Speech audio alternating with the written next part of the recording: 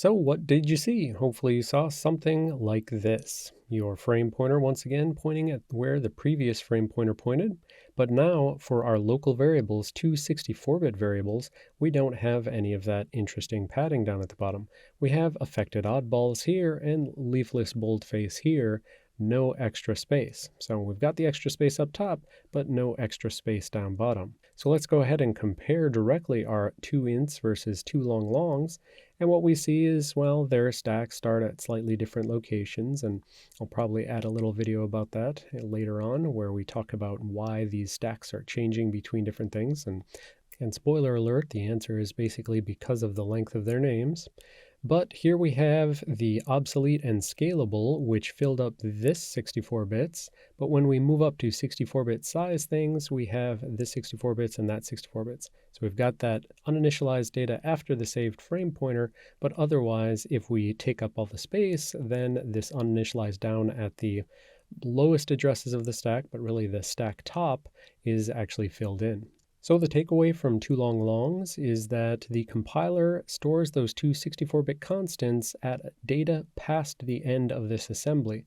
And you could confirm that if you used your GDB debugger. You could just go ahead and examine as hexadecimal giant words, and you would have seen the leafless boldface and affected oddballs. You would have figured out which one is which, and consequently, which one is being stored to which location on the stack.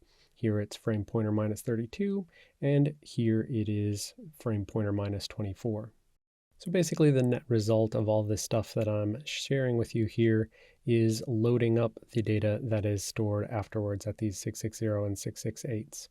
Another takeaway is that unoptimized GCC code seems to allocate local variables in order of declaration, starting from lower addresses to higher. So we saw sort of that things were backwards in that the scalable moved down and the obsolete went above it. Same thing happened with the 64-bit variables, leafless, boldface, and affected oddballs.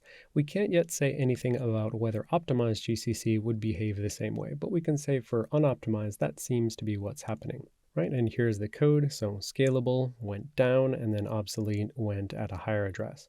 Leafless boldface went down, and affected oddballs went at a higher address. Now before I mark down WPC on our diagrams, let's go ahead and invoke the chaos magic and say no more aliases. Blow it away, and we've got one little new thing here.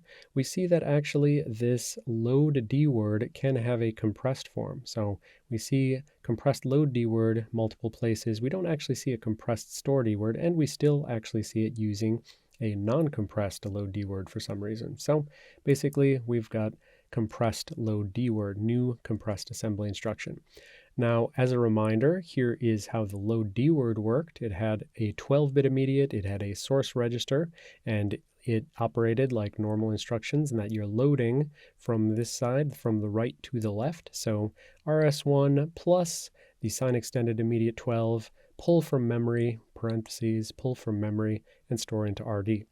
So how does compressed load D word differ from that? So compressed load double word doesn't have enough space in that 16-bit encoding for a 12-bit immediate, so it uses an 8-bit immediate. And so we have the RS1 prime, which is restricted to only the registers X8 through X15. So RS1 prime plus the unsigned immediate 8, unsigned meaning that it's going to be 0 extended, not sign extended.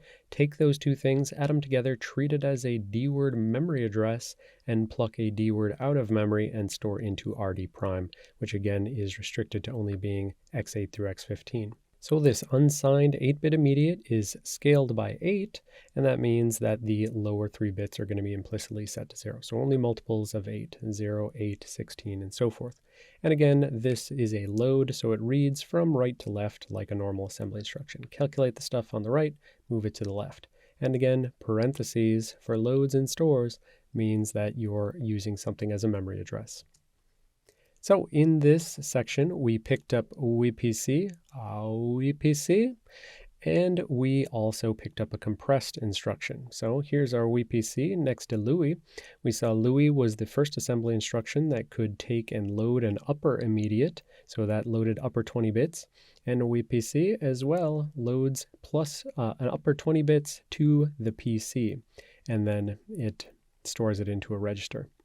And also we picked up the compressed load, the generic form, as opposed to the stack pointer specific form. But while this is what we know, we are not done yet. We have not actually solved the mystery, so let's continue playing the inference game.